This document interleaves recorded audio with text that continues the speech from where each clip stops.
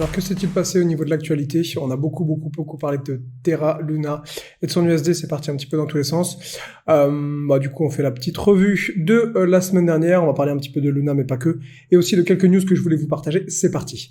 Alors pour ceux qui me connaissent pas, je suis market maker en crypto pour un broker à Chypre, là où je vis, et donc je partage sur cette chaîne un petit peu, entre guillemets, l'envers du décor de la finance, en tout cas ce que j'en sais, donc si ça vous intéresse, n'hésitez pas à liker cette vidéo, et évidemment à vous abonner, ça fait toujours plaisir. C'est parti. Bon, grosso modo, Terra Luna, je vous mets le lien qui devrait s'afficher maintenant, mais en gros, j'ai fait une vidéo sur le sujet hier. Au niveau de l'achat, ça m'intéressera d'ici quelques semaines. Je pense tout simplement, il y en a beaucoup qui disent non, en termes de supply, c'est pas possible, etc. Je pense qu'ils vont effectuer un burn de leur token. Ça fait plus de sens en tout cas qu'un fork. C'est ce que apparemment disait CZ, le CEO de Binance. À voir. Je m'étale pas sur le sujet. On verra d'ici quelques semaines comment ça évolue. Je pense que s'ils effectuent un burn de leur token, ça m'intéressera pour en racheter. On en parlera, on fera peut-être d'autres vidéos sur Luna un petit peu plus tard. J'attends qu'il y ait un peu plus de news flow. Ensuite, dans le reste de l'actualité de ce que je voulais vous partager, la compagnie aérienne Emirates accepte les paiements en Bitcoin et lance une collection de NFT. C'est la plus grosse compagnie aérienne des Émirats Arabes Unis et elle a annoncé en gros son intention d'ajouter le Bitcoin comme option de paiement. Et effectivement, en plus de lancer une collection NFT négociable sur leur site web, ils ont dit que le fait qu'ils se lancent un petit peu entre guillemets dans la blockchain, ça va aller leur permettre de suivre les besoins des clients au niveau des opérations, formation, des ventes sur le site, etc., etc. Donc ils sont pleinement en train de se mettre dedans et il y a de plus en plus d'entreprises qui sont basées à Dubaï qui adoptent la blockchain et il y a notamment, j'ai trouvé ça rigolo, l'autorité de régulation des actifs virtuels VARA, donc de Dubaï, c'est le gendarme de Dubaï, qui a également fait son incursion officielle dans le métaverse. Enfin, en effet, ils ont acheté un terrain apparemment dans le métaverse The Sandbox, l'autorité de régulation de Dubaï. J'ai trouvé ça marrant, les mecs régulent les projets crypto mais ils achètent un terrain dans le métaverse. Donc j'ai trouvé ça assez rigolo, je voulais vous partager ça.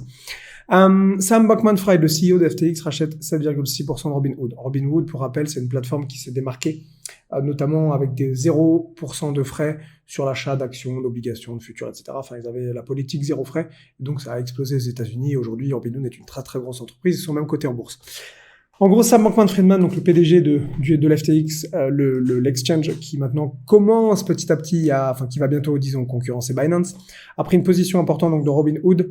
Effectivement, il a acheté 7,6% et il disait « J'ai considéré qu'il s'agissait d'un investissement intéressant car l'entreprise dispose de nombreux domaines dans lesquels elle peut se développer et innover à l'avenir. » C'est marrant parce qu'il était en finance, il a switché en crypto et là il a réinvesti dans un domaine, chez un broker entre guillemets traditionnel, même si Robinhood propose des cryptos à leurs clients. Et donc c'est intéressant de voir un petit peu que Sam Bankman-Fried, il a un petit peu les mains partout. J'ai trouvé l'info intéressante, donc je voulais vous la partager.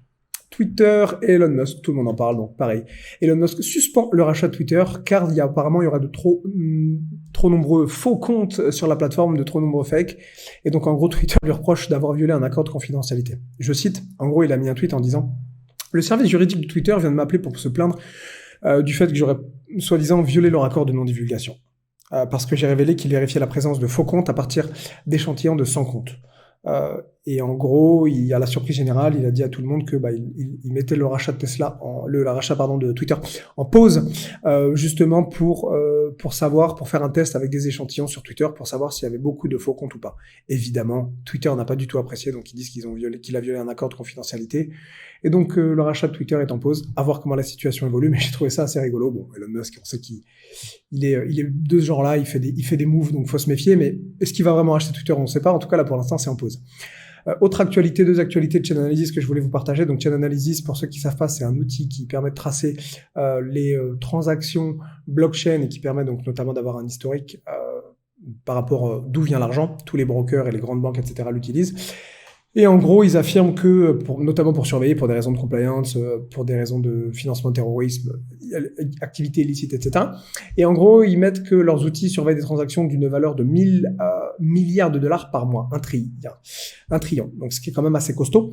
Et donc cette société de Chainalysis a levé 170 millions de dollars récemment, lors d'un nouveau tour de table. Ils font plusieurs levées de fonds successives, et apparemment, ils seraient évalués 8,6 milliards. Et c'est normal parce que, alors qu'il y a de plus en plus, je dirais, de piratage, d'actifs numériques, d'escroqueries, d'attaques, de ransomware, etc.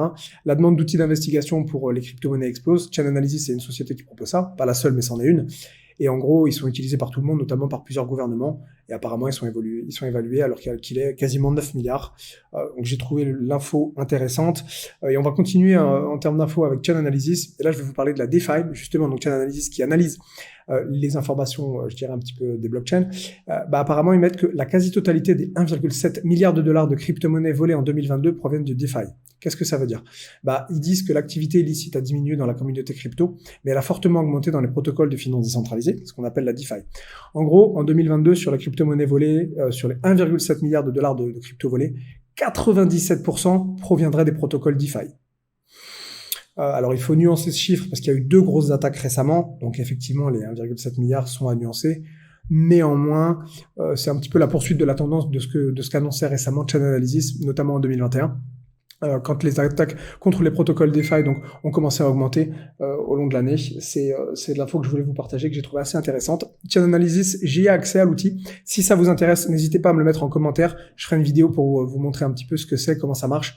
Vous verrez, c'est très intéressant, c'est très technique, mais ça permet vraiment de tracer, d'avoir tout l'historique en fait de la blockchain et je vous montrerai ça en interne. Donc si j'ai bossé pour un broker, donc j'ai les accès, si ça vous intéresse, n'hésitez pas à me le mettre en commentaire. J'essaierai de faire une vidéo sur le sujet. C'est tout, j'essaie de garder cette vidéo courte pour pas perdre votre attention et je vous dis très certainement les gars, demain pour une vidéo probablement un petit peu plus technique. À plus.